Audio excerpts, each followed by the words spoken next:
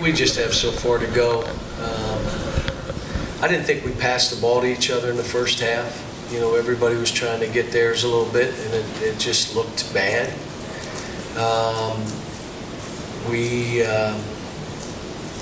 We just got a lot of work to do to be able to feel a comfort level on the court. I don't want to have to call stuff every time down, but I will. We played our best when we were running in a set, which I don't want to play that way, but you know, we'll play how we have to play. I did the zone just so we could look at it for a minute, and long, and you know, but again, gave up some threes, and but it disrupted the game, which is why you go to it. And but you know, it was great with Center College. They saw no fear. They were so excited to play, and they just played till the horn. And when he went to the bench, that guy was excited about playing. And I was disappointed that they got to the basket so many times on straight drives, which you know, some of them just simple pick and rolls where we didn't talk, but we just got a long way to go. I mean, I'm not in a panic yet. I do have both feet on the panic button, but I'm not crazy yet. It's just that, you know, and yesterday was probably one of the toughest practices I've had since I've been here. Trying to get their heart rates up and get them not to surrender. You're fatigued, don't surrender. You're fatigued, don't let go of the rope. You're fatigued, talk more. You're fatigued, be there for each other, cover each other. That's our biggest issue now. I may be able to do that again, maybe Saturday, Sunday, but we're off Monday, and we got 3 games in 5 days, and they're all going to be hard games for us. So, you know, we got to get a little bit fresh and go from there. Cal, I know Nick has put in a lot of work, some after-hours work on his offense. He was 6 of 6 from the floor, 5 of 5 from the line tonight. How significant is that to you? He threw the little jump hook in there, looked pretty good. No, he's gotten way better, but he's just got to keep going, and part of it is we got to go at him and then let him know what we want him to do. He's a really good foul shooter. He's a good shooter. I mean, if you leave him open at the foul line in those areas, he can make that shot. But that jump hook at 7 foot is hard. And again, they weren't, you know, they're not in there 6'10", 6'11", putting a body on them. That bothers them a little bit. But, you know, like I said, we're out there with a lot of young guys. I thought Wenyan did some good stuff, shot some balls. I mean, you know, we shot the ball fairly well. But, again, you know, we got to be a team that really the ball zings and we get in that lane. And that means you got to play through bumps. In other words, you're going to drive. They're not going to just give you the drive. Get the ball by them. They're going to body you a little bit. You got to go through the first one, get to the second body check, and see what you have. But you know, I know you look at the stats and all that stuff. But like I said, we you know, we got a ways to really get this right. But, you know, I'll watch the tape. I was more watching the game. I got a little frustrated with some of the guys, you know, decision making. And I thought most of it was just, I'm trying to get one, I'm trying to get mine. But I'll watch the tape. Sometimes I'm wrong. I think it was 1978. Might have been 77. I was wrong.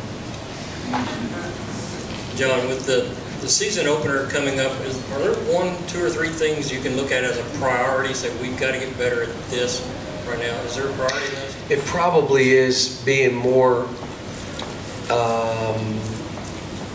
I want this to be a random playing team, but it looks like we're going to have some really, not over structure, but good structure that they know there's nothing there. This is what we're doing. And we probably are going to have to play in segments, like for 4 or 5 segments, 4 or 5 minute segments. We're playing a certain way, and okay, now let's go to this and see and then finish with what works good.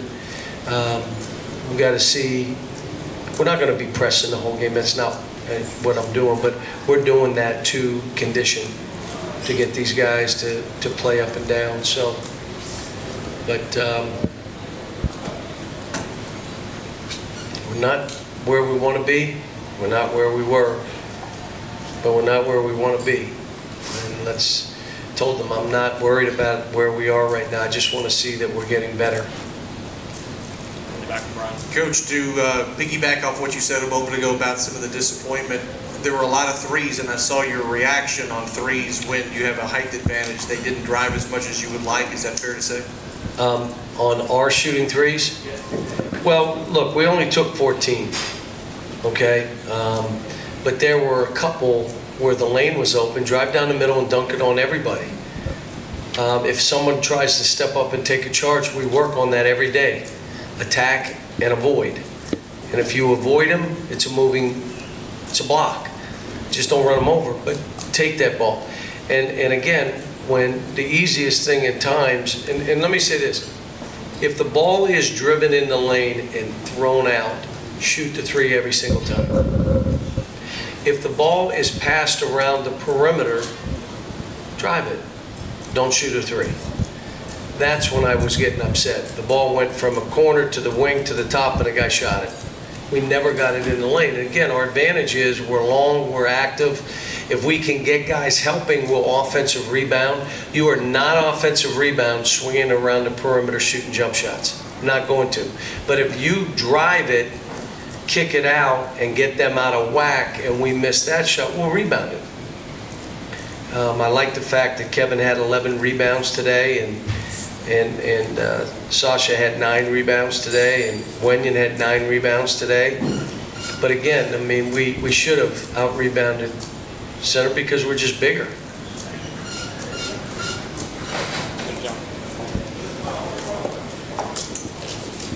John, Veterans Day is coming up. The football team is kicking off Lexington's Week of Valor tomorrow. Are you going to do anything special with your team? And what would you like to say to all the men and women who have served? Well, at this point, we haven't really spent a whole lot of time thinking about that, but, you know, Eric and Dwayne and I will probably come together and see what we do. But let me just say that the freedoms that we all enjoy are because people are willing to put their life on the line for all of us. And you can't ever take that lightly. I mean, now we have Americans around the globe trying to protect us here at home in what they're doing. And you know, it's for my team and for all of us to really recognize, and we've done a lot of stuff with the different military here, especially within our state, with the National Guard. But yeah, this is a special time, especially now with all that's going on around the world. Coach, how would you assess Diallo's progress through these 3 games? What things do you like, and where do you feel like he needs to focus on improving? He's got to get better, and that's okay. I mean, where he is right now is not where he's going to be in a couple weeks, and 3 weeks, and 4 weeks, but we all hope it was, you know, when you get fatigued, you start like being lackadaisical. That's what I'm saying when you start surrendering to fatigue. And I think what you're talking about is you saw 3 or 4 plays where, wow, he just kind of went after it nonchalant. Well, again, when you're fatigued, you surrender. And that's the stuff that we're trying to do in practice. Get guys, when you're tired, go get that ball and then go dunk it. Come up with that ball. Don't flip a lazy pass. Don't do it. But, you know, again, he's a freshman. Freshman like all these kids.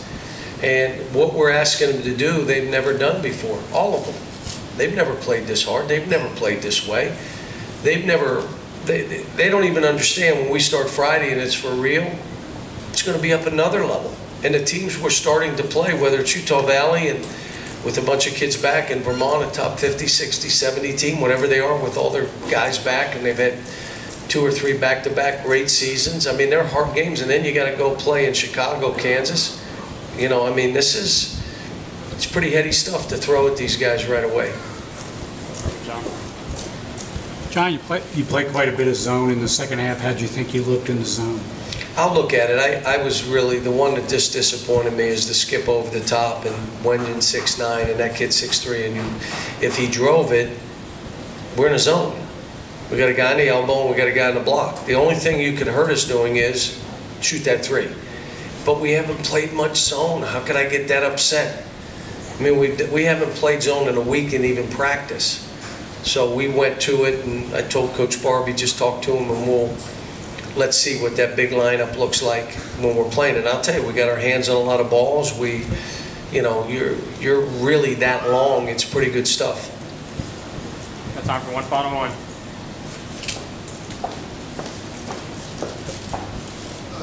Coach, the most lopsided margin of defeat in UK men's basketball history was at the hands of center, 70 points. And I was just curious. Center beat? UK by 70 points. Wow. And I was just curious, did you schedule this game exclusively out of revenge or primarily out of revenge? Wow, they beat them by 70, huh? Yeah. 1910. Back in 1910 to 20. 1910. How many points were scored in the game? 70 to 17. Wow. Who was coaching that team? Answer my question. No, again, this is the one thing, and Coach was so appreciative, but we are too. I mean, I want teams to come in and run all their stuff and out of bounds plays to try to score and get their kids to feel good. And we try to leverage this program to help to become involved in the state and what we do. And St. Thomas, Moore came in and had alums, and they were cheering up. It was funny when we played Moorhead and they were cheering, and you could hear them chanting in our building, which I think is kind of neat. But it's a way of helping different programs, and this thing is kind of unique in that the seat I sit in, you cheat the position if you're not reaching out to help. And the same with this program, we have a chance to help other programs. And I know when we schedule a non-conference game, that's more beneficial to that other team than us. And the only players or the programs I remember is when I was at UMass in Memphis and they wouldn't play me. So now I won't play them. They're out. But everybody else is in play. All right, folks.